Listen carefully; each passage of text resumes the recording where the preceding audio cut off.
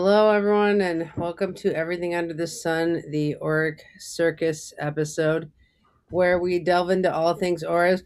I personally brought Esoteric Anatomy, The Body as Consciousness with me, which is a textbook all about the aura. I don't know if we'll use this, but if we get bored, we can always look through here. Does anyone have anything they want to talk about that's non-aura related or anything else to get us warmed up? No? Okay, do we want to roll dice? Did anybody see my Facebook post about your With a mystery friend? What'd you say, I've been Jenny? I've been studying how to find lost items, and I Oh, had a particular. So what I did was I posted the chart that I did, and I asked the reader locate my wallet. Hmm. And anyway, so I've been exploring that. It's been really. I did find it. It's exactly where I told my wife. That's horary astrology, right? Astrology. Yeah, it's hard, but it's to locate lost items. Interesting. In other Canary, you words, just learned about the horror second- astrology the other day. So I'm- you found the I'm wallet? using everybody. You found the wallet through the use Yeah, I of found horror? it Wow. of astrology horary. That is a crazy art Yeah. horary. Yeah, the second house was rules your wallet. So you look in the second house, and what do you see? And then go to those points. That's why I can never find anything. I have Neptune in my second house. Everything has disintegrated. No, it would be a horary chart, so it wouldn't be your chart involved at all. Oh, okay. Yeah. So no excuses. I mean, what part of your chart determines whether or not horary will work for you? Good question. I'm sorry? Which part of your chart will determine if horary will work for you? I haven't ever asked that question. But I feel in my spirit that my Virgo and my Pisces, Virgo midheaven and Pisces in the third house would work. So, and then I have Sag rising, so there's light, fire, light. Interesting. I think people who no, go ahead.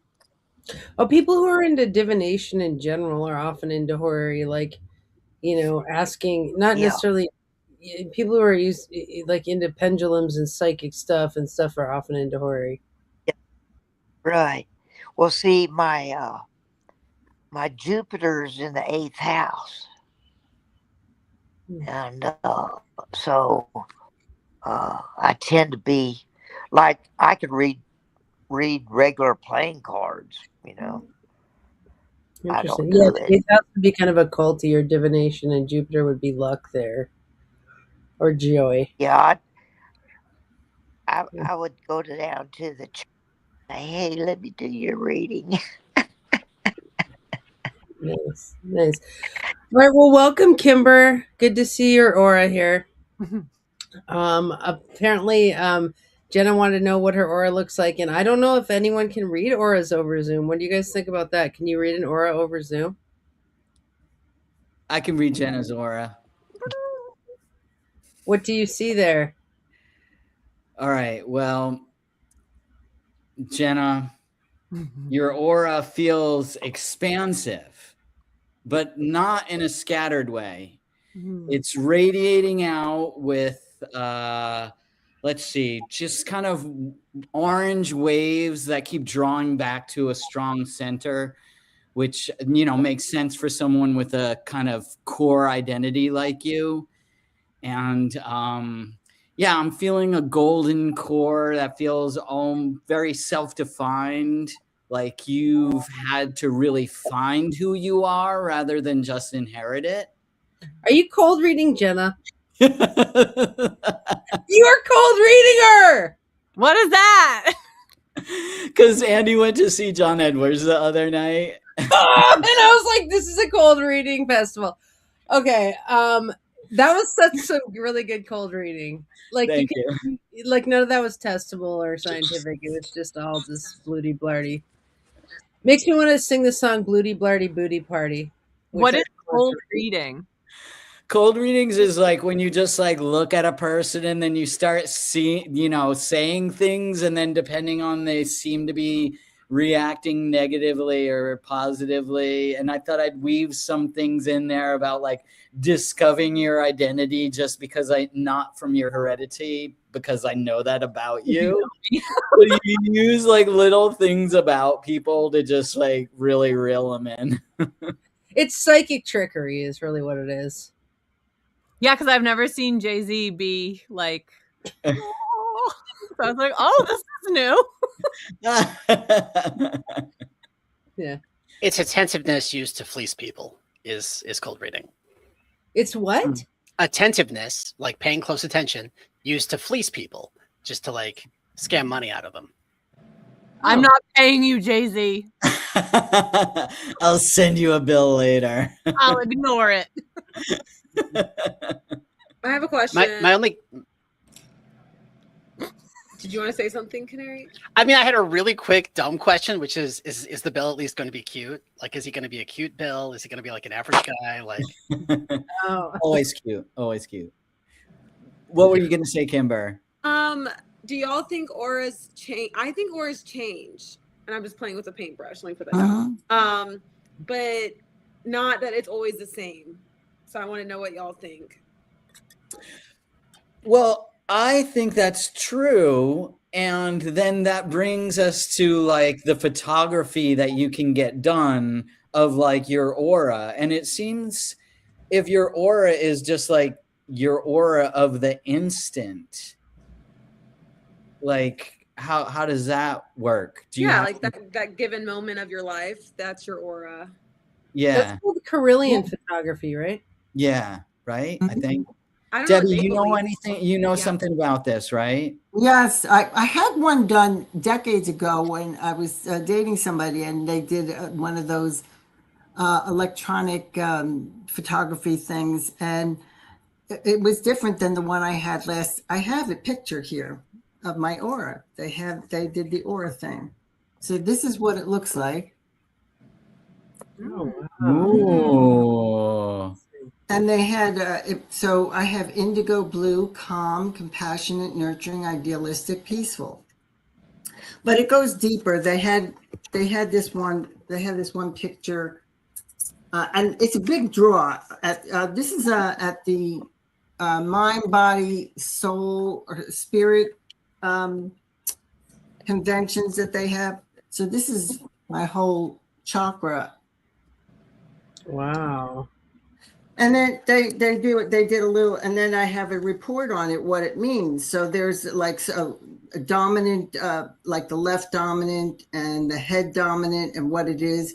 So they did sense some stress and everything, but for the most part, like indigo in the aura is very strong sense of inner sensitivity, peace and calmness, and deep inner feelings with powerful intuition. I mean, that does kind of like vibe with me, and particularly in that, I guess, I'm at a a metaphysical place, so it's like, yeah, I'm like all chill and everything. But they had pictures of people's auras, and some of them were yellow and orange, and some were green, and a lot of them were bluish kind of colors. But it was pretty awesome to have. This was the one big draw that I wanted to do at that convention, and it was kind of fun. you know, and they put this thing on your finger or something. So I guess they measure I don't know, the energy within what's going on. And then these pictures come up. Does everyone here believe in auras, that they exist? Yes. I think I believe in them in a way. I don't know.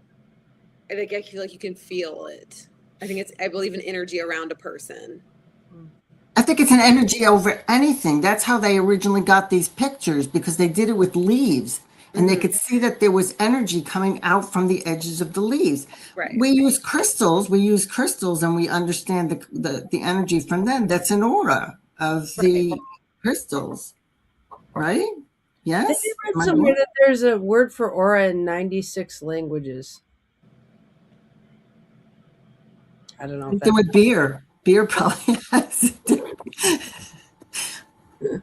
I don't know. I'm not trying to be argumentative, but I just, I mean, it would yeah. in some ways be crazy to think that we didn't have energy around us. Like, wouldn't that be weird if we didn't have an aura? Yeah. Or like sensory things. So like, you know how it's like when I looked it up, it said the atmosphere around the person. So it's like the energetic atmosphere, but could it also be like if you have a smelly friend, is the smell part of their aura? That would be part of their pheromones, maybe? But not their aura. Well, I guess it just depends on how you define aura. Yeah. Then, yeah, because Right, I'm thinking that so too. can Like, you? Yeah. like aura is kind of like, maybe it does. It encompasses like all of these phrases that we have in our language, like you were saying, Andy, about like, you're in my space. Like, what does that even mean? Yep. That implies, it's kind of like what you were saying, Debbie, of like, of course we all believe this. Like, we believe in crystals, we believe in this, we believe in that.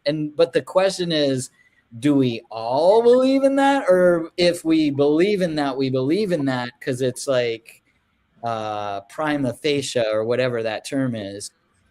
Right. Belief is a belief. A belief is a belief. But the bottom line is, when you're with somebody, don't you get a vibe? Yes. You get a vibe with a person? But that's my thing of just, I'm wondering, like, I'm with Debbie, but I think I'm trying to understand, what is your aura? Because let's say if Jenna has a yellow aura and then I have a blue one and she's in my space, maybe I see her aura as green. You get what I'm saying? Like, I feel like, is her aura really hers, or is it always based off of my perception of her, based off of my own energy as well? Like, how I feel like that. So that's more, my thing is more about like, what is it, and like what goes into what someone's aura can be. Like, I don't know if I believe in good or bad auras. I think someone who has like is manipulative might have an amazing aura, because they're good at manipulating. And so I just don't know if we can. I don't want to over analyze whether an aura is like good or bad. And I'm like, I could have a good vibe because you're familiar, but you could be horrible. What's interesting to me astrologers is that like some y'all are just talking about auras in color, but when I talk to Andy about auras, Andy doesn't describe auras in terms of color, but in terms of like some. I'm not really sure I can put words on it. So I'm curious, like, what it is y'all are picking up on. I just was using colors as like a metaphor. I don't know how I feel about color auras in general, but I was just trying to see like the perception part. But I am interested how Andy described auras. Yeah. Well, I have 6 planets in water in my chart, and I can feel auras. I can palpably feel them. I don't see them, though. Sorry, Kim. No, that's all right. Yeah, there's a book out that I can't remember his name. He's a guy, and he teaches how to read auras. And then my best friend is Rob, and he reads auras. And he used to read auras. He worked in the oncology department, and so he spent a lot of time with people that were dying, And but the big deal is that I learned is that use a white piece of paper to learn. In other words, put a paper behind you, and you could see it. You just have to have faith in yourself. Here's a Yeah, there picture. was a. Oh, I'm sorry. Go ahead. I was just saying, here's a picture from the Subtle Body, a book of the energetic anatomy, on the magnetic field of the body. I don't know if you can see it, but it's like this is maybe the basic magnetic field Yeah, is it kind of goes around like that from the top of the head down to the bottom of the foot, and it's kind of like a cell like that. Sorry, Debbie, go ahead. Yeah, when I went for this, there was a screen behind, and there's probably some sort of about a reflection or something. You can't see the color with your naked eye, but there are ways that they pick up the colors of the different vibe with in your aura. And some people have larger auras, some have slimmer. I saw the pictures of different people's auras. It was really fascinating. I just found it fascinating. So yeah, I want to say something about that question of do auras always feel the same or do they fluctuate? They absolutely fluctuate per the transits as well. And like one of the reasons astrology makes so much sense to me is that the transits always match people's auras. And I'm just like, oh, okay, the calculations. To me, it's like a big calculation because, like, for example, I had a student, she has a Mercury square Mars. And which for Canary, that's somebody who gets like verbally really aggressive sometimes, and the sun was hitting her Mercury square Mars, and she was in class and she was getting really verbally aggressive at me, but I kind of cut her off because I was like, I don't want to fight with you right now. And I could feel her aura jumping at me the whole class, like like that. And it was like this energy coming out the front of her, you know. So it's like, and people shapeshift on their transits. They, when things come in, their aura shifts wildly. So I agree that the aura is never the same. It's shifting. Yeah. yeah. Hey, I'm gonna get ready to go, but Monday's my last radiation treatment, and then I get to ring the bell. Oh, good. Well, we love you, Kim. Thanks for Okay, showing up. okay. Everybody's a great one. Bye Yeah. bye. Bye. See you later, Kim. Right. So here's another picture of the aura from this book, and it's talking about how there's gamma rays, X rays, ultraviolet light, and visible light, and infrared and microwave and radio waves, all in the aura. So there's all these different waves that you can't necessarily see with your naked eye, but like instruments can pick up on them because they're you know, it's like my dad's an astrophysicist, and I remember going into his office, and they were always looking at gamma rays and x-rays with instruments like spectrometers and things like that. Like, so there's a lot of instruments you can look at the infrared spectrum with. um Yeah. What do you guys know about the Heisenberg's uncertainty principle? No, do tell. It's that when you measure something, just by the fact of you measuring it, you affect it, the reading, the thing that is causing the reading. So I'm thinking of Debbie, like if you are at a metaphysical show and then you know you're getting your aura taken, and then like they put these weird things on you and you're like, whoa, what's going on? Does that affect your aura? And then the picture would come out different because you're nervous. Yeah, maybe. Yeah, if you know, like if I had a fight with somebody, or if I was all anxious or something, and yeah. I mean, I was very calm, and I think I forced myself to be calm, which is why I have all that indigo blue. But there were hidden things in there that said there was some yellowish on a certain spot, and there was some stress that I was having, and it was kind of weird, you know, because it was like that had nothing to do with that particular day. But, you know, yeah, I think because the one I had before that was different. I was a different person too. It was like decades ago. But this thing is amazing that you can just, I think it's kind of like an affirmation. And like what Andy was showing about the pictures, there are tools, there are electric, equipment that we could use it can bring out those auras so you can see them. You know, they are fluctuating, but you know, it's kind of neat to see that. I have a really inappropriate question, which I'm not going to ask. I want to hear it. No, come on. Well, it's inappropriate. It's wildly inappropriate, and then we're on camera. But okay, I'll ask it. Which is, have you ever been intimate with somebody, and when they purge fluid, let's call it, their aura entirely changes? Have you ever felt that? Should I make Yes. a banner? Or my aura changes. Okay, we're gonna go there. We're gonna go When there. someone comes, their aura changes. Is what I'm trying to say. Like I that's actually, so I have my inappropriate. eyes. My boyfriend's face, he turned like 20 years younger. Yes. I swear to God, I looked at him like, holy crap. Dude, that's what I experienced too. The aura like cleanse it, like I would rather hang out with someone after that than before that, like because I'm just like it's so inappropriate. Yeah, I normally, you have your eyes shut, but my eyes were open. I'm like, holy crap. He was like 20 years younger. It's like, whoa. I can't believe I just asked that on camera. The YouTube police is going to take us down. Wow, yeah, and the aura cleanse. Let's go aura cleanse. It's got a whole new meaning.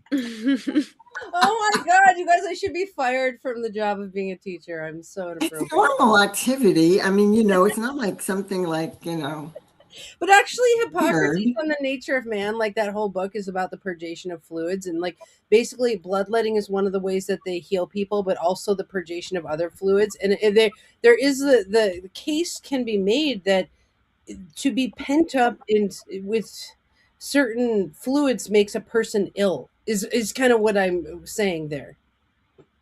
Yeah. So what you're telling me is blue balls is real. Yes, oracally it is real. All I'm saying is like the tensions must be let go because the aura is like afterwards. It's like it's like bathing in pink energy. But beforehand, before people like if you've gone like 9-10 days and like we've had to solve too many problems in life, the aura gets all tense and weird, and then all of a sudden it's like pink waves or something. It's I don't know. Bathing in pink energy might be my new favorite euphemism ever. Okay. Sorry. You can take the question down now. Okay. I was gonna put another banner with the answers, but we'll leave that. Well, this is reminding me also, Andy, I know we've had conversations about this, but Wilhelm Reich and the orgone accumulator and like the cycle of the orgone, like where energy naturally and like we have this like build up climax release cycle that we have to do, and in all kind of phases of life, Yeah, the aura is full of orgone, isn't it? I think orgone is a fast, like when you see orgone, that's like vital force, life force energy, basically. So Wilhelm Reich talked about the collection of that and then the purgation through the tension release cycle, right? Yeah. Okay, let's ask a different aura question. Do you guys want to roll the dice and do a different question? Yeah. Okay, who wants to roll the dice? I can get my dice. They're right there. Okay. Unless these are closer. Yeah, do yours. Mine are over there. So I think the other topic just came to a climax. We're done. Oh my God! I'm horrified that I asked that, but I also thought from a teaching perspective, it's actually really important, You should make it our short on No, gosh. All right, ready? It is. Human sexuality class does exist in college, just so you know. Yeah, I took it. I love it. Okay. It's 6, which is Debbie. Oh gosh. Okay. Well, I had questions, but I don't know if you guys, how do you feel about the new moon that in the last degrees of Pisces? Has it done anything? What has it done for you? That's not aura related, Debbie. It's not what? It's not Oh, aura. it has to be aura related. I thought we were done with that. What has it done for your aura? What has it done for your aura? Okay, so about the, are we talking about the new moon? Or are we talking about the vernal equinox? Or we're not? We're talking about auras. Okay, so the aura. So I mean, I think we really kind of covered it. I mean, so Jay-Z, I'm gonna call you out on this because you almost seem like you were mocking it in the beginning. What the heck? What is your whole feel on this whole thing?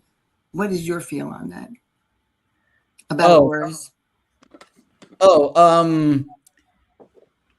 Yeah, I don't know. Well, my feeling is that I had that question about getting your aura picture taken, because when my friends were up here, we went to Salem, Massachusetts, and there we went to the Witch Museum and stuff. And then there are a lot of metaphysical stores there and stuff. And so some of my friends got their picture taken as well. And in my thrifty world, I was like, I'm not going to pay $50 to get my aura picture taken, because it was like all those questions that I was just asking is like, but like, if I'm just stressed out because the guy is like, you know, I don't know, said stand over there, and then I stubbed my toe or whatever, then like I'll have an aura picture of me, like how I look when I just stub my toe, you know? But do I believe that the aura picture that like there is energy around us that that radiates out from us? I mean, I guess I believe that, because it seems like Andy was saying at the top that like we have words for it and have had language for it throughout human history, and it's something that we feel and know and intuit. And so do I believe it? I guess so. But can I read auras? No. And do I think that there are charlatans out there? Yes. Do you feel like someone has bad vibes? What is to say that it's their aura, not our composite chart, that would the composite chart does affect their aura. I mean, but don't you think there's a fine line between like bad vibes and I'm profiling them, like, or just I have my own bias? So, you know, this comes down to the same exact thing when we talk about the good and bad, dignities and debilities of charts, or, you know, like, you know, different signs and everything. That doesn't necessarily mean like Mars is not bad. We need Mars. Pluto is not bad. It's not a bad guy. You know, it's like, you know, it takes you into transitions. So, you know, even if you have like, you know, you get one of these readings and it's like all orange and red, and it's like, well, what are you on fire? Then, you know, I guess we're going to go to Andy and say, what is the remediation for this kind of aura? You know, the aura, and it can be from the transits. The transits come and, you know, it hits you, and then, you know, your whole aura could change, you know? But if you get into a depression, I'm sure your aura probably shrinks in, you know? I'm just thinking that's probably. Can you feel when someone has bad vibes? You're going to have to be more specific. I don't know what that means. Can anyone here feel bad vibes? Yes. I can. Yes. And I try to rationalize them away, and then I'm like giving the person another chance. And then later I was like, I knew I didn't want to be friends with this person, but I'm like, no, that's not real, because that feels mean to me to just say bad vibes. Is that auric bypass? Probably. Like, Jenna, what's it feel like to you when you have someone has bad vibes? My whole thing is energy vampires, and if I start feeling that like lethargy and the like, oh, like it's like they're sucking from my body, I'm getting really good at being like, I want this interaction to end, and so like disengaging, looking elsewhere.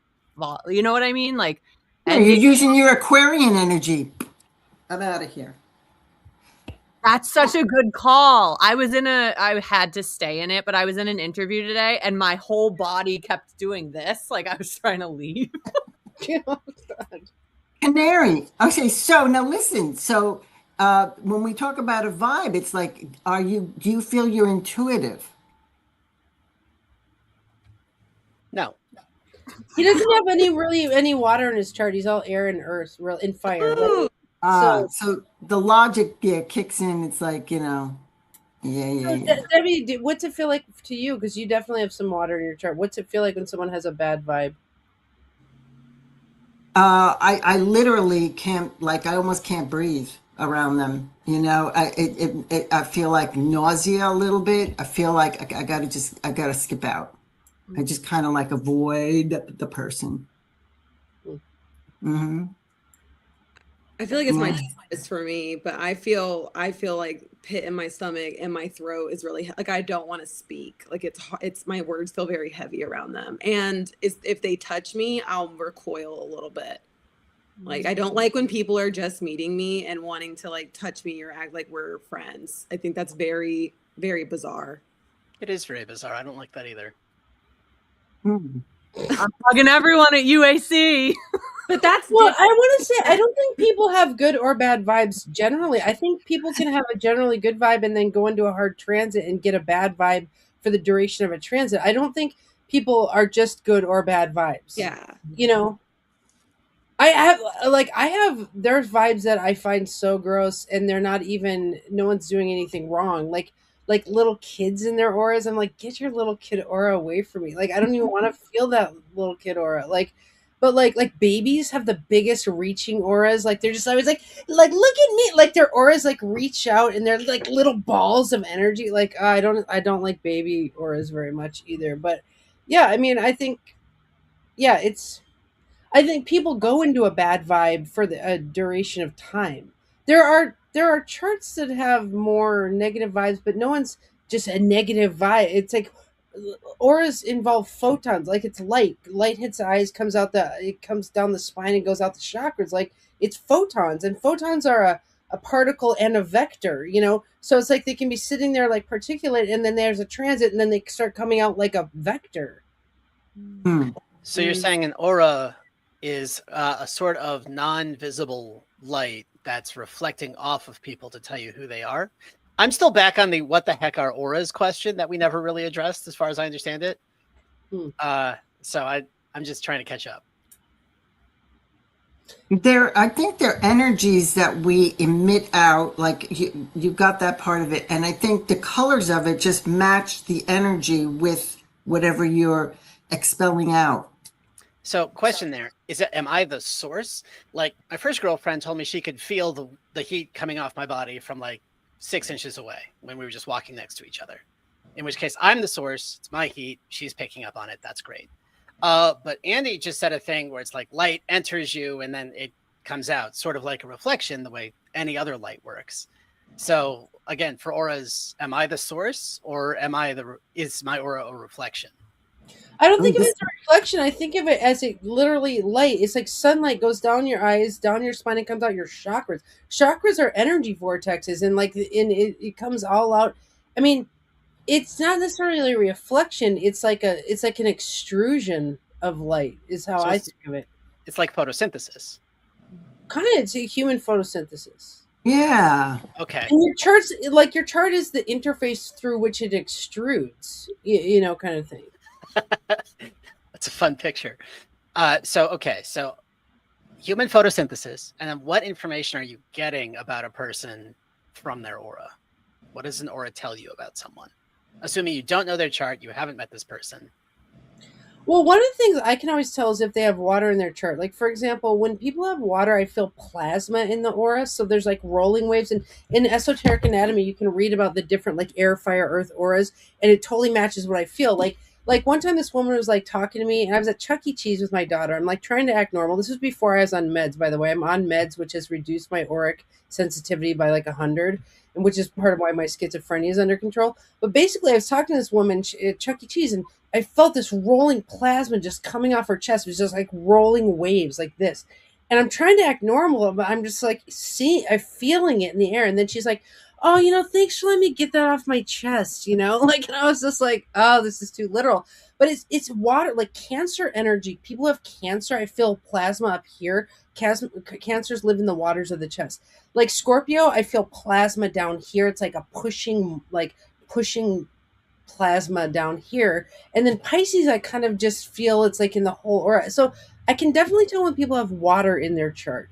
But air auras are a lot more, it's like fresh air. It doesn't like touch me like the water auras do. And earth people have very close to the body auras.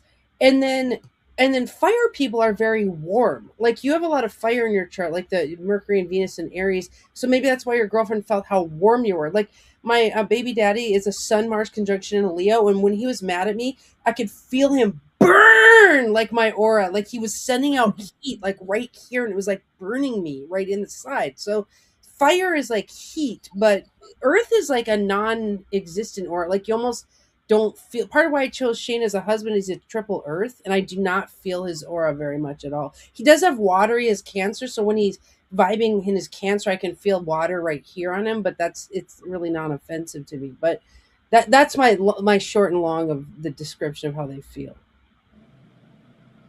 You know, there are places I have felt too that I could get a vibe from a particular place. Like there's this one. I used to go down to what was the name of it? It was in Pennsylvania, and it was like a real kind of metaphysical kind of area.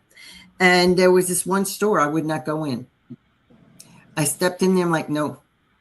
In fact, I still get anxiety just even thinking about stepping into that place. There are certain places that I will not. I could sense when there's spirits in a house. I know this is so woo-woo. It sounds so woo, but I feel it. I really feel this. You know, well, you have Venus in Cancer and Mars in Pisces, right? You have 2 water placements. Yeah, and I have 3 planets in the 12th house.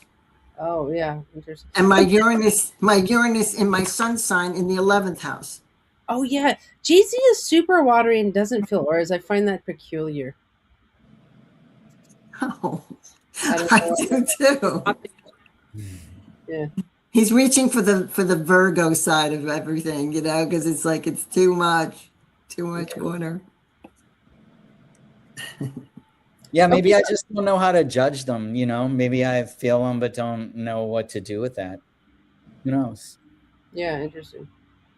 Because I do believe that everybody has energy. Yeah. And I mean, just inherently in the, you know, we are alive and we move our body and we talk and we can, you know, like you say, like the energy extrusion, or like Shane said, you are the lens, right? Like we're taking in energy from the cosmos and using it to power our bodies, making, you know, things from chaos to ordered. And then when we die, we're the same exact cells, except we now no longer have any energy. So that to me is the aura, is that unnameable energy, that divine spark, or however, you know, the religious people call it, like the breath of life. Yeah, the breath of life. Yeah, right.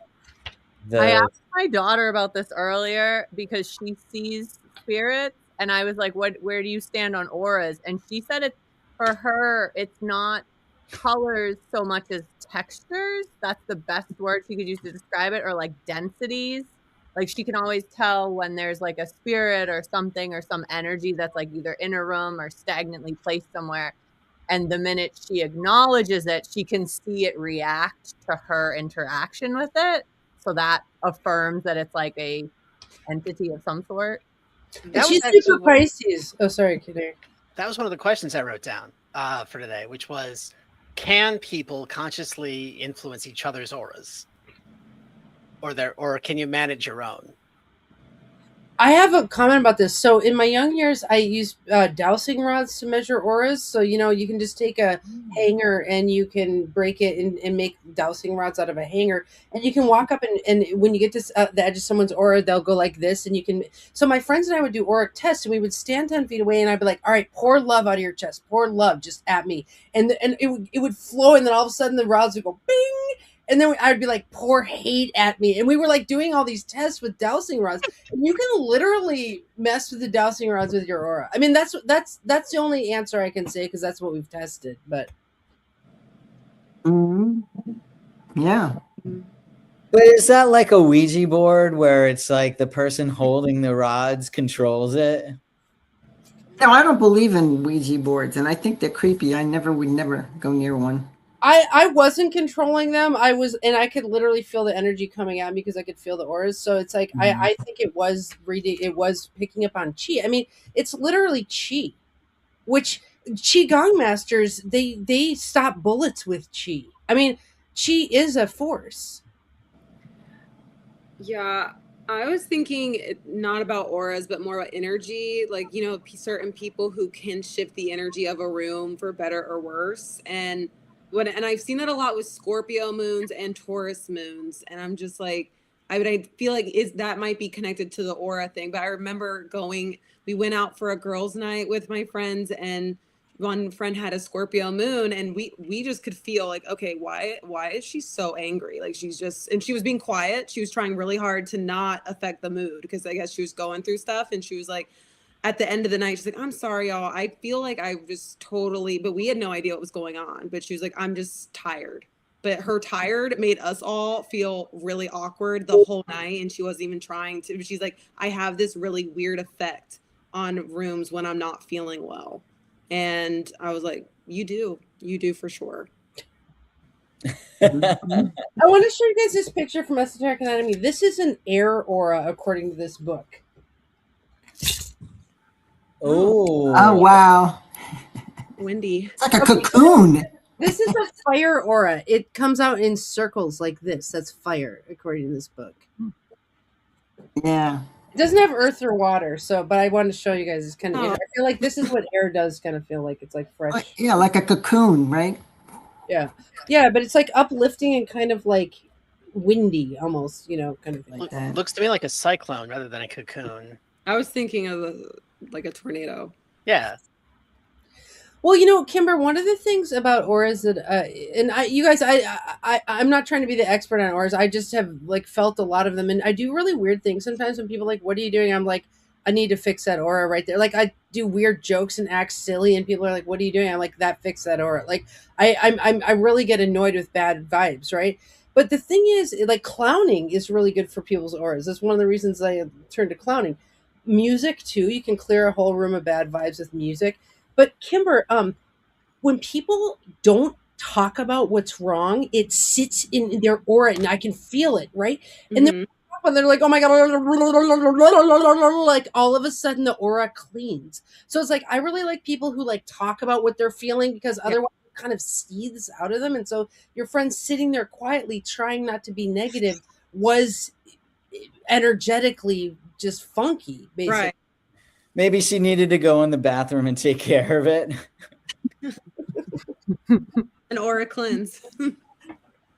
Yeah. I get it. I have a question. Unless we're rolling for questions, but I have a question, which is, does the size of someone's aura depend or influence the compositing between people? Like does a 3-year-old have a smaller aura than a 25-year-old? And if so, does that affect how they composite with people? Canary composites when your auras meld into, like, two charts meld into a third, or like that's how we do a relationship and marriage calculations. Thank you. That was also on my list of questions. That makes sense. I don't think it's age specific. I don't think it's size specific. My immediate question is, who do I have to talk to composite a Paisley aura between the two of us? Well, manifesting a good composite's a whole thing. We could totally jam on that sometime. But yeah, I believe in arranged marriages 100%. I mean, self-arranged marriages. Because you want a good aura between you and your partner. Like there are composites that just create violence within the auras, and like it's really dangerous to just get married willy-nilly.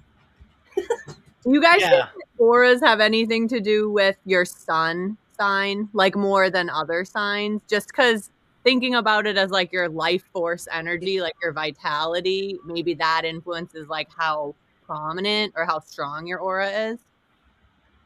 Well, that's like saying is just the sun, you know, like sun sign or astrology. No. I mean, because it's the whole chart. You have to look at the whole chart to see how, I think that, and then the transits as things going on in your life I think that's what it is. Yeah, I get that, but I think like when we talk about like fire and the life-giving family of Mars, Jupiter, and Sun, I could see how the energy moving could be seen. Like all these planets give us energy, right? But I could see, to Jenna's question, that might influence the aura that's going out versus like your soul energy, potentially. So, okay, so you have an Aquarius sun, right, Jenna? How would you think that would have? Huh? Mine's Leo. Oh, you're Leo. Maybe that's why I think it's so heavy, because the spaces that I've showed up in, when I can tell that I've shifted the entire room when I walked in, I'm always like, well, I'm a Leo, whatever. Like that naturally happens. And then in the spaces when I show up and I can tell everyone looks and is waiting for me to address that I just shifted the room, and I'm like, actually, I'm not performing right now. I'm just moving through this space. It's almost like this, like it's hanging in the stillness almost. It's like everything's just suspended. It's like if rain suddenly just like became droplets suspended in air. It's very weird. Yeah, I know you were a Leo. I don't know why I said that you were an Aquarius. I don't know. But that's aura forming. What was that? That's aura forming. Just moving through the space and being like, yeah, I'm here. You're all looking at me because I'm here. Yeah. But I'm not doing anything. I'm just transiting through the space. I'm here, guys. Deal with it. Aura farming. I'm a Leo, but I don't think I come off as a Leo. I think I come off more as my Virgo rising. Yeah, isn't your sun in the 12th? Hmm. Yeah. Okay, I have a comment about this.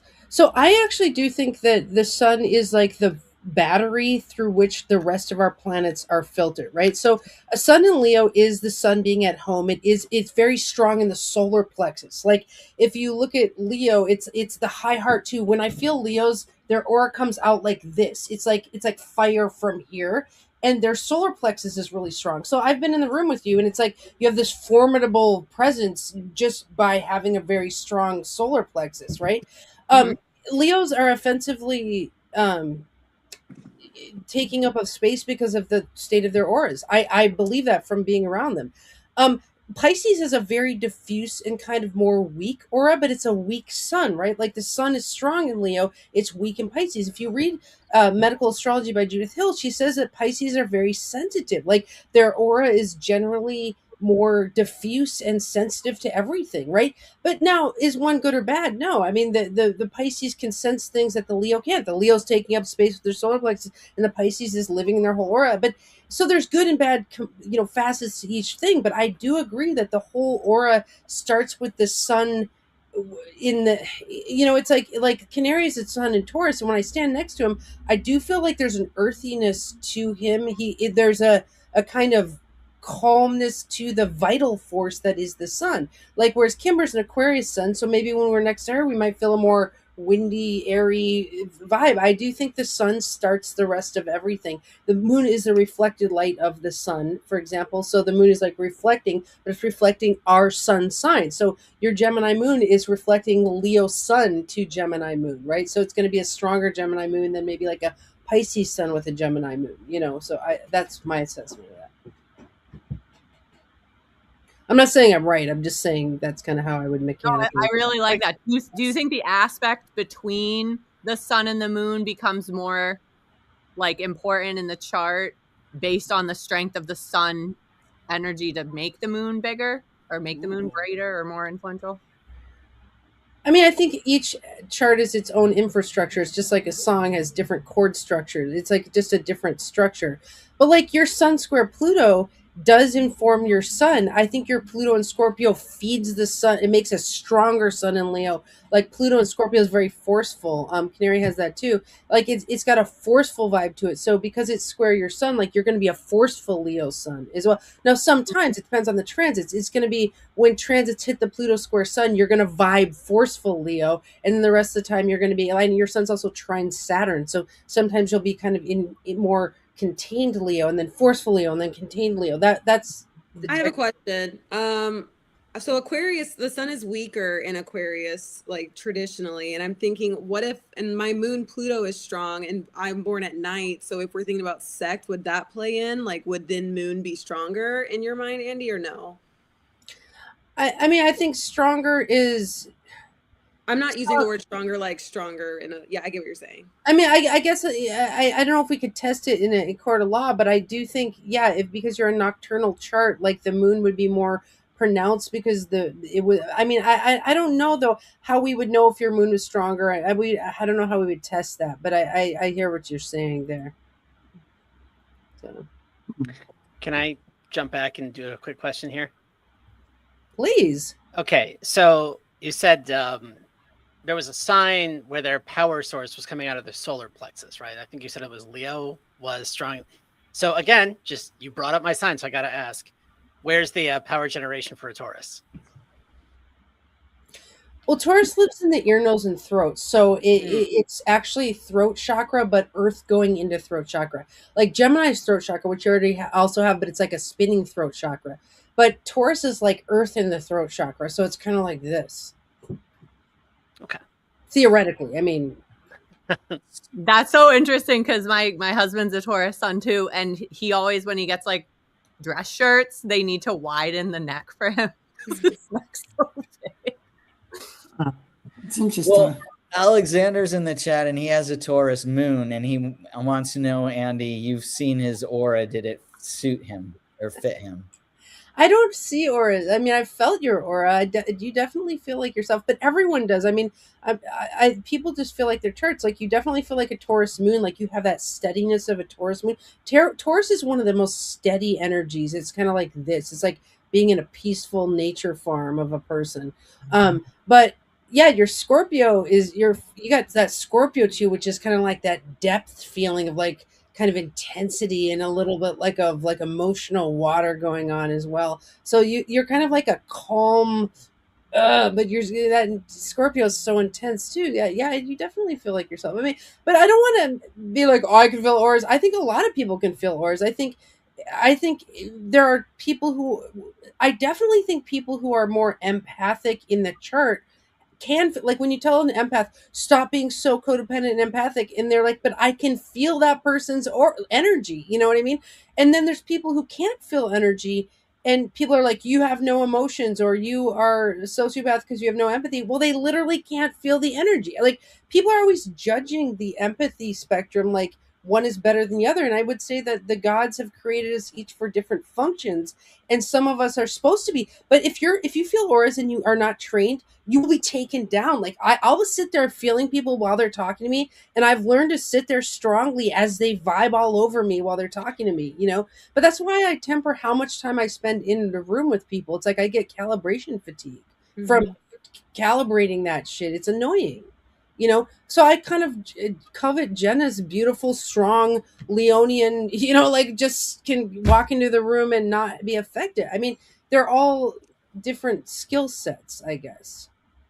The only thing that affects me is energy vampires. That I get really exhausted. I'll start getting a headache. Like it'll really take it out of me.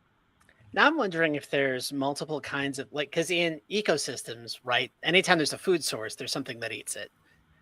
And you've just given me the idea that like there's, okay, so we've got Leos, strong internal source of, but then we've got energy vampires who see that loose energy and are just like, ooh, nom, nom, nom, nom, nom. And now I'm wondering what other kind of psychic vampires there might be for other energies. That's a fun thing for me to noodle on later, is to make a whole cryptid category for this. Is a psychic vampire a vampire to everyone, or is it certain people are depleted by the, I mean, kind of to build on your question. Certain people, for sure. Like, I feel like some people are toxic to certain people, but not other people. Yeah. Yeah, this gets back to the aura versus composite question too, you know? I have someone in my family who constantly, she has her Mars in Aries, and she wears the crap out of me. She gets I can't get her off the phone, and it's like, okay, I gotta go. Okay, but I gotta go. And she's very forceful, and I that kind of energy just saps me out. It's like, oh my god, oh my god, oh my god. One fun autism superpower, just this isn't about auras or anything else, is to just be like, hi, I'm tired now, bye, end call. Like, don't wait for them to say anything, just click. Oh, I wish I could. I can't. I feel so. I can't do that. I can't do that. So I suffer, and then I'm like, ah, and then I hang again. I was like, I gotta go now. I gotta go now. Okay. It gets to the point where it's like, oh, I gotta go to the bathroom. Goodbye. Ooh, what if, and this is just a life hack tip, what if you just didn't charge your phone? What? like just be like, keep your phone at like a good 10%, and then it'll just hang up, and you'll be like, you can text them from some other device later, like, sorry, my phone died, and then nothing. What's interesting is she's always complaining that her phone dies. I wonder why. Does anyone have another question that they haven't asked? I mean, I got one that might be a little mean and probably too involved for the 5 minutes we have left. Let's hear it. Okay, so the people I've heard talk most strongly about auras and picking up on auras have diagnosed psychotic disorders. And I'm wondering if that is a connection anyone else has made, or what you might think about that. I believe that. Oh, I feel 1000%. spiritual gifts and mental illness I think it depends on if we're pathologizing something or not, but I feel like there's some overlap there for sure. Like, yeah. Well, yeah, because I think it has to do with our society, and then so society has to do with what's normal or not normal, or what gets diagnosed or not. But yeah, I'd also agree that like Kimber said, if you have certain gifts, you might be categorized by a certain diagnosis. Sure. Okay. And do you think that would feed into what Andy was saying about how someone who's not trained could get overwhelmed or taken down, I think was the phrase you used, by auras? Well, okay, you know how you have autism with sounds, Canary? Like sounds overstim you? Yeah, okay, yes, I see what you're pointing at now. I get overstimmed by auras. Like when they put me on the med and I couldn't feel auras anymore, I was like, thank you. Because I was just overstimming on sensory input of like, I'm trying to act normal, and so I went psychotic because it's too much information, and it's constant. Like, you know how you have a hard time keeping track of 4 different people in a game? Well, I'm keeping track of what they're saying and also all the auric information. So when I play Magic the Gathering, Shane can keep up on the mechanics more than I do because I'm feeling all the auras during the game. So I can keep up with the mechanics intellectually, but as soon as I start having this stim of auras, then I get distracted from the card, and I'm trying to focus and I get a little distracted from that stim. So it's like, it does make me psychotic when I stim on auras too much. Yes. Cool. Thank you. But I don't know what about other people. I mean, I think that when I worked in the state hospital, I was an interpreter in there, and there was many psychic people in the state hospital. They would come up and read the person behind the desk. They could be like, I can see that you're feeling this and that. They were constantly being psychic in there. That was my experience too. Like, and a lot of people that came in when they were fresh in the ward or on the unit, they were very overwhelmed by the auras, or they would be feeling energies that were completely throwing them off until they were very uncomfortable at the level that they were interacting with this energy. So they were basically there to learn how to either become comfortable with it or lessen it in some way, learn to manage it. But then I feel like in the outside world, when you see people who are mentally okay and can feel auras, it's they're comfortable with that ability. Does that make sense? Well, my mom's a vocational rehabilitation counselor, and when I got out of the hospital, she did voc rehab on me, and she's like, okay, if you can feel auras, you can't work in an office space if that's overstimming you. So that's why we decided that I should work at home. And so I built my whole practice online. We looked at it from a vocational rehabilitation standpoint of what are the functional limitations of this and what are the functional gifts of it. And then, so that's kind of, I think, how I would approach it if somebody's having psychotic breaks over it. Is Sorry. No, go ahead. I have a question that's kind of connected, but not really.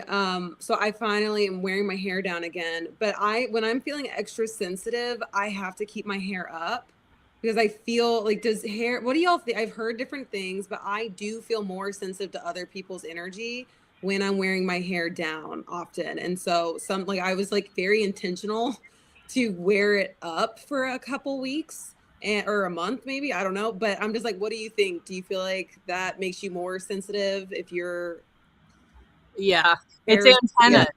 Yeah.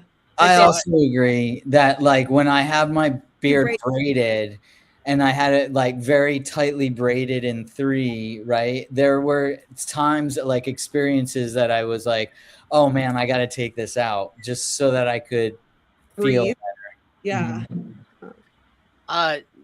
I still can't pick up on other people's energy, but I did find when I grew my hair out again, starting like 5 years ago, that I felt like myself for the first time in a long time. And I feel more connected to me and who I am when I have long hair than when I had short. So I can't get to where you're at, but I can definitely say that I'm feeling more connected to myself at least. Yeah, no, that makes sense. I feel more like myself when my hair's down, but I think that also feels like my guard might be more down too, to maybe darker energy. So like I didn't really think about, I feel more comfortable and fluid when my hair is down, but that's also Well, there are studies about this. There was the guys who were hunters in those tribes, and then they cut all their hair and they couldn't feel the bison anymore. I mean, you should read about the studies of it. It's a What's thing. it called? I don't know. You look up hunters who cut their hair. It was like Native American tribe, and they would use their hair. They could feel the bison with their hair, and they cut it, and they couldn't hunt anymore. Wow. I wonder if that's why, like, sometimes when people get overstimulated that have ADHD, they'll start twirling their hair like this, and it's almost like you're restricting the amount of antennas you have up.